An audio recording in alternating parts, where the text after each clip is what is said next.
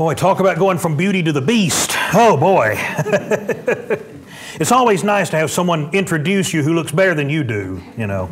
But no, we're going to talk a little bit about the stuff that I included in the See Alabama First book. Of course, no book could ever tell the entire story about every aspect of Alabama tourism, and what we're doing here isn't even everything that's in the book. These are just going to be some of the selected illustrations and some of the interesting stories that are in there.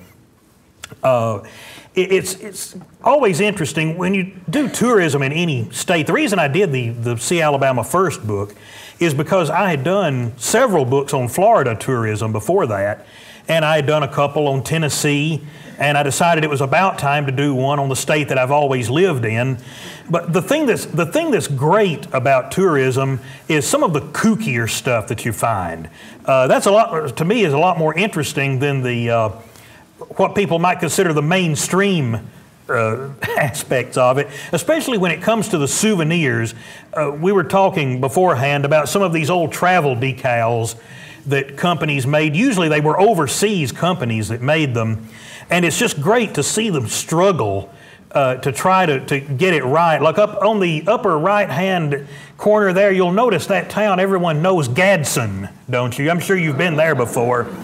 And down here in the lower left-hand corner, we've got a Nakalula Falls that looks like Boulder Dam, or maybe Yosemite, I don't know. And right below that is that Empire State Building at Tuskegee. So, you know, it's wonderful to see some of the things we had in Alabama that we never knew about, but people in foreign countries did. But no, a person can tell from looking at me, but I've been around for quite some time, and I've actually experienced a lot of Alabama tourism.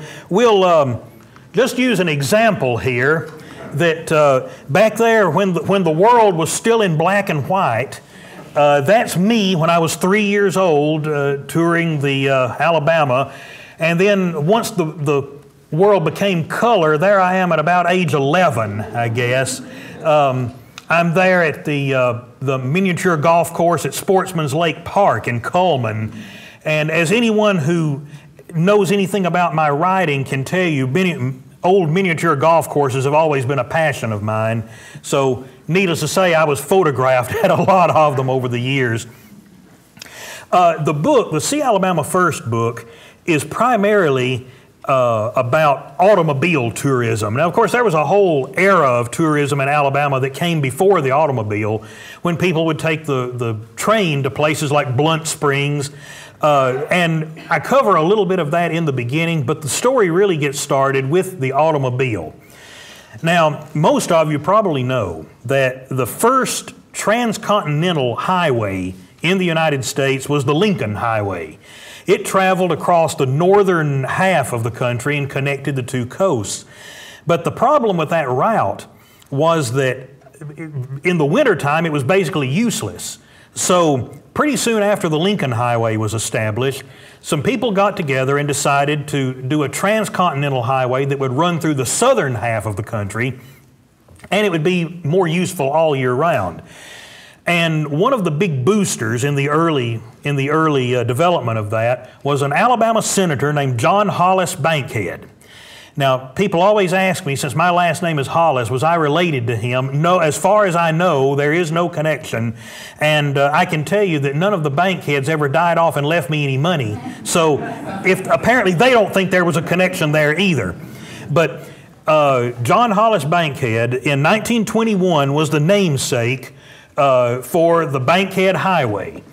It connected Washington, D.C. with San Diego, and of course came right through Alabama. And since the Bankheads were all from Jasper, they made sure that no matter what kind of a dog leg the highway had to make, it would come through Jasper on its way across Alabama. So most of the route that was the old Bankhead Highway is now Highway 78. It comes over from Atlanta and exits up through Tupelo. It was in 1926 that all of these named highways were getting to be so confusing that the government assigned all of them numbers. But there are still places, mostly in small towns and back roads, where you can still find little 2-lane highways that are still called the Bankhead Highway. Those are remnants, of course, left over from before Highway 78 came in. Now, once we had a lot of, once automobile travelers started coming into Alabama on these new highways, there was a phenomenon that didn't take very long to develop, and that was, of course, the roadside attraction. This was in 1924 on what was already called the Florida Short Route at that time. Now it's Highway 280, but this was just north of Auburn. And it was one of the first tourist attractions in the whole state. This fellow built this gigantic bottle of knee-high orange drink that had an observation deck in the top. And it only lasted for a few years. I think in the early 30s it burned to the ground and it hasn't been seen since. But if you look at maps, a very thorough map, there is still a spot on the map called The Bottle where that used to be. It's, of course, not an incorporated community, but you can still find The Bottle on a lot of Alabama maps. That gives you an idea of what some of that automobile traveling was like in those days. That was the Andrew Jackson Highway, which most of the Andrew Jackson Highway became Highway 31, but that was where it came down close to Huntsville. This card was actually mailed in August of 1927, which was less than a year after the highways received their numbers. So apparently they were, there were still some cards left over that had the old named highways on them.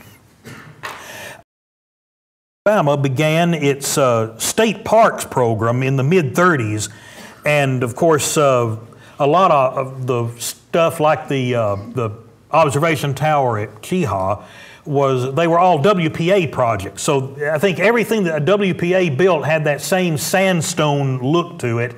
And of course, so the state parks were actually developing before most of the commercial attractions in the state were. But that didn't last very long. Of course, there are always going to be entrepreneurs around who are going to take advantage of an opportunity that they see. And I guess that what we could say was the first major commercial attraction in the state is the beautiful Bellingrath Gardens, which opened in May of 1932. Walter Bellingrath, as I understand it, was the Coca-Cola bottler for the Mobile area. And he and his wife bought this piece of property and just set about to beautify it by making it into gardens. And I think, at least I have been told, that that is where the popularity of azaleas in the South came from, because the Bellingraths imported so many azaleas, and that just sort of caught on as the emblem of the South. Now here, of course, we have Mound State Monument, which opened as a park in 1938, a lot further back than a lot of people think. And those who remember going to see it in the older days may remember that one of the high points was seeing the displays with the skeletons that had been excavated. They just left them in the positions where they had been located, where they had been found. But as the years went by, I think some Native American groups objected to their decayed ancestors being on public display like that. And so now they're out of public view. But of course you can still visit Mound State Monument and see all of the other relics. Now, just because Mound State Monument was a relatively dignified attraction, that didn't mean that their promotion always had to be. So you can see that that's a kind of a different way of advertising it than you might see Moundville promoted now. For one thing, I don't believe you can call something prehistoric when it existed in the AD era, but as far as Alabama was concerned, it was prehistoric. So, and this bumper sticker across the bottom, believe it or not, is actually a bumper sticker from my own family that we got when we were there. The color doesn't reproduce very well, but this what looks like a faded pink here is actually day glow orange on the bumper sticker. So in person, it actually looks a lot better than it does there. In 1934, the famous Ave Maria Grotto at Cullman opened, and down there in the corner you see a photo of the fellow who was actually responsible for building the whole thing. The monk, Joseph Zettel was his name, and all of the stories about him talk about what a modest and unassuming fellow he was. I love the stories about how people would be touring the attraction, and they would see this little old hunchbacked man in overalls working in the gardens, and they would ask him, who built all of this? And he would just say, oh, one of the monks at the Abbey did that. He would never tell them it was him. You know, he didn't really want the credit for it. So it's amazing that he was able to accomplish all of that just by gathering the grotto there is mostly made out of coral that he gathered, but people would send him junk from all over the world, and he would fashion it into these structures. And when I was growing up, most people called it Little Jerusalem because of all of the replicas of the buildings. But of course, that was just the original small part of it. It grew and grew as the years went by. Now, another attraction that we got in the 30s was the statue of Vulcan overlooking Highway 31 at Birmingham. Of course, Vulcan had been around Birmingham since 1904 and had been moved from place to place, spending most of the time at the state fairgrounds. But finally, in 1939, the WPA built one of those sandstone pedestals and put him up on top of it. And of course, there you can see the route of Highway 31 going over Red Mountain and down into Homewood. 31 was such a major north-south corridor because it connected Birmingham with Montgomery and of course on south to Mobile, that in some places the highway was known as Bloody 31 because there were so many accidents from all of the traffic that were on it. So it was, I think that was one highway that people were kind of glad to see get bypassed eventually with something that was a little bit safer to drive on. Now, as with everywhere else in the country, World War II put a little temporary pause on the tourism industry because no one could travel, and gas was rationed, tires were rationed. But just about as soon as the war was over with, things started getting back to the point where they had been and really taking off. And one of the places, strangely, that had never really been developed up until after World War II was Alabama's coastline. You look at stuff from the 30s and before, and there's really no mention of any of the beaches. Well, part of that might have been because, yes, there I am again, hiding behind the sunglasses there. But on the 4th of July in 1949, Governor Folsom cut the ribbon to open the Gulf Coast Highway. So for the first time, people could actually get to the Gulf Coast easily. And that brochure, as you see, is from some of the earliest developments in Baldwin County once they found out that they actually had something that people would like to come and see. Just the west of there, Dauphin Island wasn't opened to tourists until 1954 when they finally managed to build a bridge over to it. And so, as we all know, Alabama never had very much coastline, but at least they were able to make something out of what they did have. The 50s, we might say, was the era when tourism, automobile tourism, really started to boom with all of the post-war prosperity that was going on, and it generated a lot of roadside businesses like the chain of the Saxons candy stores that were all over the state. That was an early postcard when they only had 3 locations, but eventually they had dozens and dozens of those. Miss Saxon was actually a good friend of mine. She died just a couple of years ago. She made it to 102. So, but she loved talking about the history of their stores. That was one of their mail order catalogs that they had. And boy, those Saxon candies were good. Of course, Saxon's was basically the same as Stuckey's, which we all remember. And Stuckey's established a few locations back in the pre-interstate days, but they really didn't become big in Alabama until after the interstates had come in. Some of you may remember that scene. That was known as the Narrows. That was where Highway 280 or the Florida Short Route came just south of Birmingham. And you can actually drive that route even though it's not part of Highway 280 anymore. I think on the map you'll find it designated as Old 280, but the highway still follows the curvature of that little stream that runs next to it. And it's really one of the most beautiful, beautiful drives in that part of the state if you ever get to experience it. Another thing that came along in the 50s was what is known as house museums, or houses that are turned into museums. In 1952, the city of Birmingham bought the old Arlington plantation and turned it into a museum. And then in 1954, Helen Keller's birthplace opened as an attraction. So, and of course, there have been a lot of other houses since then that have become museums in one way or another. Natural Bridge opened as a park in 1954. A lot of attractions wanted to observe their anniversaries, 1954 would be a good, 2014 would have been a good year for it because so much was happening in 1954. And of course, Natural Bridge being one of them. Natural Bridge, when it came time to advertise along the roadsides, they took a page from a much more famous tourist attraction, very similar to it.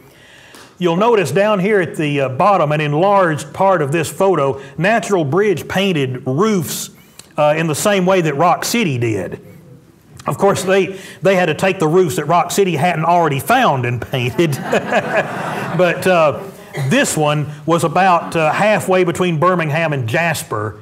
And the old Warrior River Motel is still there, as a matter of fact. You can still stay there. But since the highway was 4-lane, that little general store that had the Natural Bridge roof, we can't see that anymore. And speaking of motels, one of the very famous ones that was just outside Birmingham in Bessemer was the Wigwam Village, which opened in 1940. It was actually the third location in a chain of wigwam villages. The first two were up in Kentucky.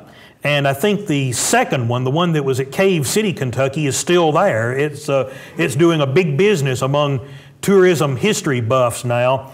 The one in Birmingham, it was actually still sitting there abandoned the whole time I was growing up, because I remember seeing it and thinking it looked like something that we ought to see when we were on vacation. It never occurred to me that people could be in Birmingham on vacation from somewhere else. But that's what happens when you grow up in an area. But just south of the Wigwam Village, Alabama got an important tourism development in November of 1954. This was when the first Holiday Inn in Alabama ever opened. And as you can see, it was quite a complex in those days. They had everything from they had a library, a service station, several meeting rooms, a kennel. The Holiday Inn in those days was really, really something. It was kind of a theme park in itself almost. And of course, when it first opened, it had that beautiful sign that we all remember. It was early enough in the chain's history, though, that it had to have but the rooms were $6, as you can see, but it also had to have the word hotel on the sign because no one had ever heard of a Holiday Inn. They wouldn't have known what that was.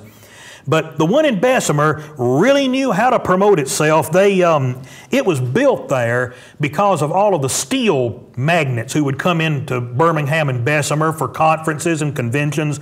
And if you're going to market to businessmen coming in from out of town, this is the way to do it. I'm here to tell you.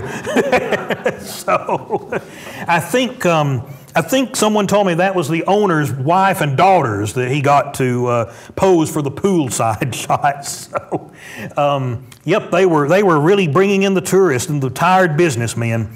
Now, another attraction that opened, I told you, all of this stuff happened in 1954 or 60 years ago this year. Another attraction was Rickwood Caverns. Now, you may wonder why I chose such an odd photo as that? Well, if you traveled across the state, especially the northern part of the state, in the 50s and the 60s and into the 70s, before Rickwood Caverns became a state park, you would see these red and white billboards everywhere. And to my knowledge, this was the last remaining one. I took this photo myself in, I think, 1991 or 92. And this billboard, it was only visible in the winter because all the trees had grown up in front of it.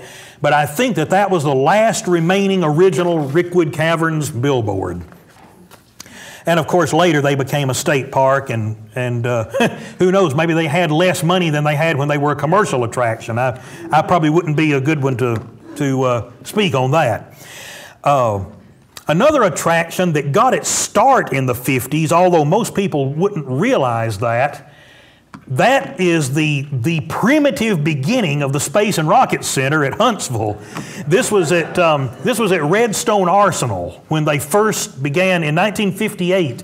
They began setting up displays of some of their equipment there, and it just sort of grew and grew and grew from that point. But that's kind of an overgrown looking attraction there, to tell you the truth. But that just proves the old cliche about, you know, mighty oaks growing from little acorns, I guess you'd say.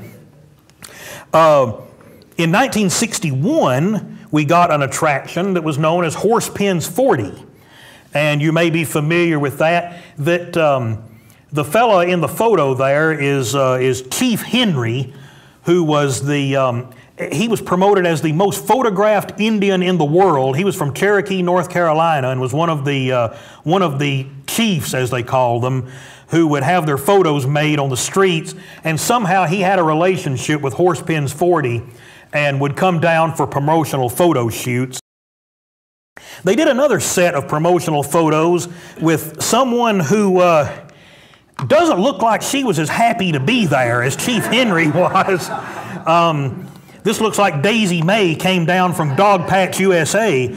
But in that one photo, she looks like she's thinking, would you snap the stupid photo and get out of here?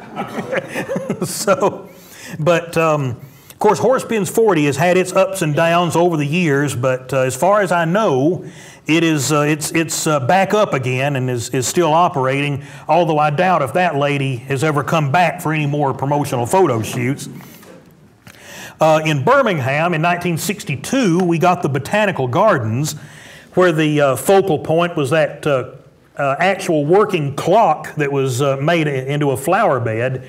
As the years went by, of course, a clock mechanism being outdoors like that just ceased to keep correct time, so they've replaced all of that with a bronze sculpture now that somewhat resembles a clock without actually being one. In 1967, the Botanical Gardens added their Japanese gardens, and there's kind of an interesting story that you can read all about it in the book. But the tea house at the Japanese Gardens was actually one of Japan's exhibits at the 1964 World's Fair in New York. And there's a story about how Birmingham obtained it, and they literally had to, a truck crew had to go to New York and knock it down in pieces and sneak it out, because the government was foreclosing on the Japan exhibit because they hadn't paid their taxes during the fair. So Birmingham got the tea house sort of undercover as it was. But you'll be able to read about all of that. Now, if any of you are from down at Mobile and you're familiar, of course, with the USS Alabama, I'd like to know if the area where it is was ever really that blue, or whether this is a colorized postcard, perhaps. But I think that's a beautiful aerial view. That was in January of 1965 when that park opened, and of course has been a big deal ever since. One thing that surprised me in doing research for the book, though, is how many smaller attractions grew up around it and tried to latch on to its popularity. Like one, I think you'll see a postcard from it in one of these display cases out here. There was something called the Alabama Historama, which was on the same access road as the Battleship Park. But of course, places like that always just seem to come and go. Another one that came and went was this, which now you would not have any idea where this was, but it was smack in the middle of the Bankhead National Forest. On the road that went through the forest, a fellow who was a pharmacist in Moulton decided to start his own attraction. He just called it the Pioneer Homestead, where he had like a restored general store and a pioneer cabin. And of course, we had the moonshine still with the costumed hillbillies. And but if you drive through the Bankhead Forest now, I have no idea where this was, because there is nothing visible along the road to even show that there was ever an attraction of this kind there. That opened in 1963. In 1964, we got Sequoia Caverns, of course, up north of Fort Payne. And there's a reason that the Sequoia Caverns barns look so much like the Rock City barns, and that is the fact that the fellow who opened Sequoia Caverns was the fellow who had painted Rock City's barns all those years. He finally decided that after working for Rock City since 1935, it was about time for him to get into the tourism business himself. He stayed loyal to Rock City, though. Rock City had, for years and years, used the slogan, "World's Eighth Wonder." So when this fellow Clark Byers, the barn painter, when he opened Sequoia Caverns, on his signs, he called it "World's Ninth Wonder." He wasn't about to, bite the hand that was still feeding him. Byers was actually, he was repainting one of Rock City's signs in 1968 when a truck passed by on the highway and blew one of the electrical wires against the sign, and he actually was electrocuted. And even though he recovered from that, he wasn't able to operate Sequoia Caverns anymore. So Rock City did the nice thing, and Rock City actually took Sequoia Caverns off of his hands. And that's why for years and years you would see their billboards next to each other, because they were under common ownership for a long, long time. And of course, now Sequoia Caverns has recently gone out of business, and who knows what will ever happen with them. Now, in the 60s, of course, that was when the theme park era began creeping in on us. And if plans had worked out the way that they were supposed to, Alabama would have had the first theme park in the entire South. In 1964 and 65, these were the plans for Space City, USA in Huntsville. And it never made it beyond the first preliminary stages of construction. There are people in Huntsville that can actually show you where it was supposed to be. It's now, I think, a gated housing community. But the only thing, of all of this, the only thing that got enough built that is still visible now is that toward the right-hand side, that little car track, which was supposed to be a caveman car ride, that part of that track is still there. But that was about the only thing that got built. Anything else that was built, and the park never opened, so everything was auctioned off to other theme parks around the country. And Alabama, of course, did not get the first theme park in the Southeast. There were some artwork telling us all of the great wonders that were going to be seen there, and that we never did get to see. So it was up to Georgia to get Six Flags as the first theme park in the Southeast. They always get ahead of Alabama on everything, you know. Now, speaking of theme parks, one thing that really was going big all over the country during the 50s and the 60s were theme parks that were built around a Western idea. Of course, TV Westerns were so big at that time, and Alabama had at least a couple of them. That one was in Gardendale on Highway 31. That was the Dry Gulch Ghost Town and the Grub Steak Restaurant. And they actually stayed there until the whole complex burned down in 1970. And there is actually an antique store that uses the concrete slab of that complex. There's an antique store that's built on the same floor. So at least part of the Dry Gulch Ghost Town survives in that way. There is an early model of the Space and Rocket Center when they finally decided that they wanted to get away from the little missiles mounted on the back of trucks. A lot of these places began expanding in the 60s. Nakalula Falls had been around as an attraction since the 50s, but in the 60s they started adding things like this little, I don't know what Nakalula Knick-Knack means, but that was their little snack bar that they had. And in 1969, they finally got around to installing the bronze statue of Nakalula herself, somewhat belatedly, I guess you'd say. Here's a theme park that opened in March of 1970. Does anyone remember Canyonland Park? That was up at Fort Payne, and it was a big deal for the few years that it opened, that it was in business. But I think it went out somewhere around 1980 or maybe even before that. Its big deal was that it had this chairlift that took you down into Little River Canyon and back up again. And of course, they had the little train ride like most attractions did. You might not realize that this goes back quite so far, but in the summer of 1971 is when Point Mallard Park opened, the big selling point being the wave pool, of course. But since every attraction had to have a costumed character, they had Captain Mike Mallard as theirs, and I don't know how many kids ran in terror when they saw that coming toward them. But maybe some adults too, I don't know. But also in 1971 is when Vulcan Park got its makeover, and they put this hideous 1970s marble coating over the WPA pedestal and installed the elevator. Of course, we can all be thankful that about 10 years ago they restored the park back to its original 1930s look, because that one, there were so many things wrong with that look that it's just hard to start naming them, I guess. There was a chain of campgrounds that came to Alabama in the early 1970s, and that was the chain of Yogi Bear's Jellystone Park campgrounds, which sort of made themselves into miniature theme parks. And this one was on the shores of Lake Guntersville. But it didn't last very long. The campground is still there, but of course Yogi and all of his friends left a long time ago, so that was Yogi Bear and all of his friends, yay! So you can't go see Yogi there anymore.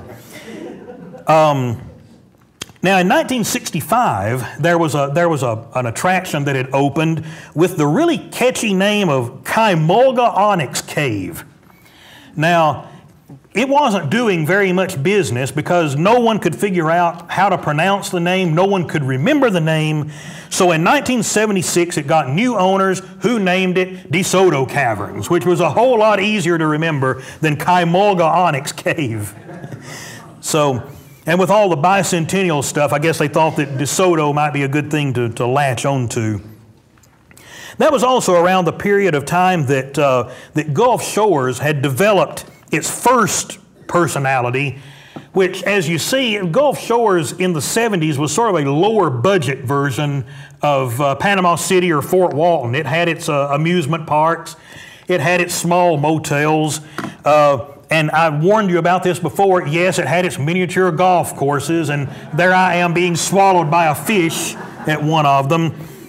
But we don't have to be told that in 1979 is when nature's eraser came along, and Hurricane Frederick wiped out everything that was in Gulf Shores, and they were forced to kind of start over from a clean slate. I don't know that a survey has ever been done, but I don't believe that there is anything in Gulf Shores that was there prior to 1979. I could be corrected, but I sort of think that all of the early remnants have been completely demolished. The Pink Pony, you're right. I guess it survived. Well, the Floribama, that's, if you count that as Gulf Shores. But now we were talking about the Western parks earlier. Someone made a late attempt to start one of those. In 1980, this complex opened sort of halfway between Asheville and Steele up on Highway 11. This was called Legion Town, USA. And it lasted for a little while, but of course it eventually closed up, and now actually those buildings are still there. They're in an overgrown lot behind the American Legion Hall, which the American Legion were the owners. And so I don't think Legion Town, USA is ever going to reopen, but that was just another attempt to get into the Western Park thing. By that time, though, people were more interested in water parks. Point Mallard had really started something with that wave pool of theirs. And so down at Dothan, Water World opened in 1980. And they were fortunate. They had for their grand opening, they had this young lady who was Miss Dothan that year. Tracy Young was her name. And so she loaned her stunning good looks and other assets to their publicity photos. Before we take questions and answers, there's just a couple of things I want to mention to wrap up here. We may all remember one of the biggest disasters in the Alabama tourism story, and probably the less we say about Visionland, the better. We'll kind of end where it all began. The old Bankhead home in Jasper has recently been converted into a house museum. This was William Bankhead's home, the son of John Hollis Bankhead. And of course, William Bankhead was the father of Tallulah. Her wedding was actually held in that house. And when William Bankhead died in 1940, dignitaries came from all over the country to his funeral in that house, including Franklin Roosevelt. So it kind of all comes back to where it began. The Bankheads began Alabama tourism, and now their family home is an attraction itself. So I think that's kind of neat. But does anyone, we've got a little bit of time. Does anyone have any questions or comments that you might like to make? Yeah, back here in the back. Here, 1 second. Oh, we got to bring the lights up. That's good because I don't see well in the dark myself. All right, just remember to speak into the microphone so that your questions can be recorded for posterity and YouTube. Thank you. I missed the first few minutes of your presentation, so I don't know if you covered this, but do you know about the Museum of Wonder that Butch Anthony is building near Steele? I haven't heard of that yet, but it's nice to know that someone is still trying to start something up that way. It is indeed a wondrous place. It's on U.S. Highway 80 or 82, whichever one is just east of Phoenix City. Oh, okay. You'll find it if you go looking. Yeah, I was going to say I should mention that, of course, I have a museum too, which if you've seen AL.com lately, there was a huge article about it a couple of weeks ago. But back in the early 80s, I started accumulating old toys and games and puzzles and souvenirs and things like that. And finally, I had to build a museum to hold all of it. So I have that up in Walker County. You can definitely look that up on the internet if you're interested in more. Anyone else? Mm-hmm.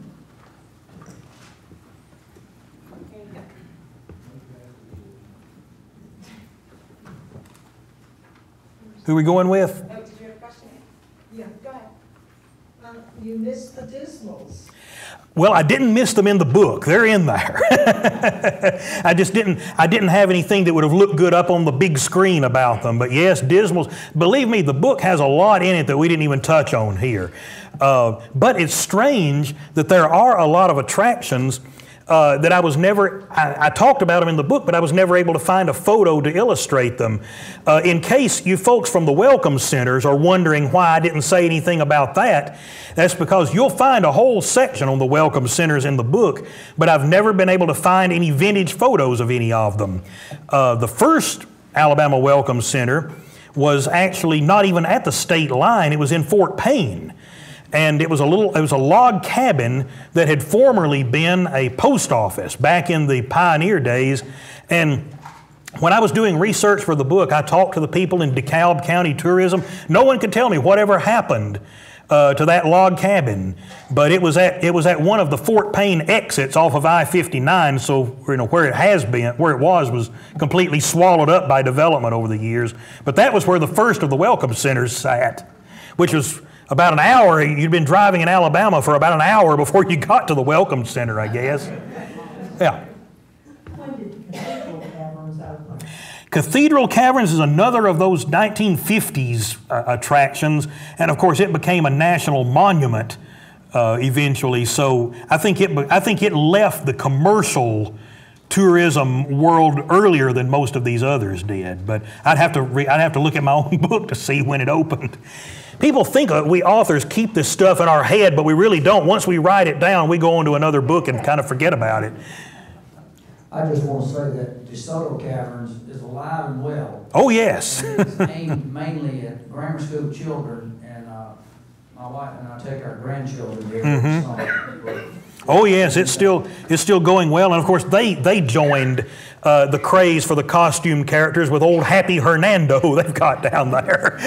So, boy, you get Happy Hernando and Captain Mike Mallard together and you'll give kids nightmares. All right. I'm interested in highway travel. When and who developed the gas stations that dot our highways?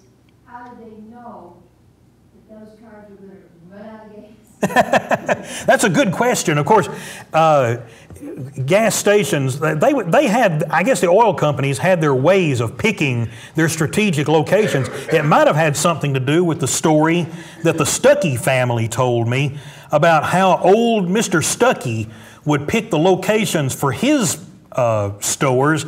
They said that he would have breakfast and coffee in a city like Atlanta or Nashville or Birmingham, and then he would have his chauffeur just set out driving on one of the highways, and when Mr. Stuckey felt the urge to go to the bathroom, that's where he would buy property to build one of his stores, because he would figure that, maybe other people would be, needing to stop around that time. So maybe that's how the gas stations did it.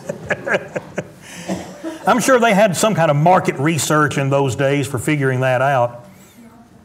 I used to hear people say, wasn't it amazing that they always built gas stations over a spot where all this oil was in the ground? That was amazing. I have another question Okay. about interstate roads. And remember traveling from Detroit, Michigan back to Alabama many, many years.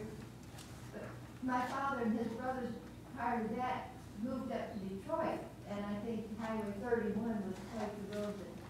Oh, it certainly was.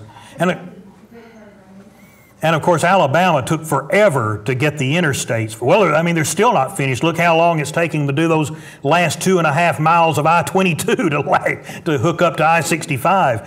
But of course, even when I was growing up, you couldn't drive from Birmingham to Atlanta on an interstate. I-20 went a little way out of Birmingham, and then we have to get on Highway 78 through Oxford and Heflin and all of those places. And finally at Douglasville, Georgia, you could get back on I-20 and finish the trip to Atlanta. So it took a long time. I remember I was thinking about this when I was coming down here this morning. The exit off of I-65 at Prattville.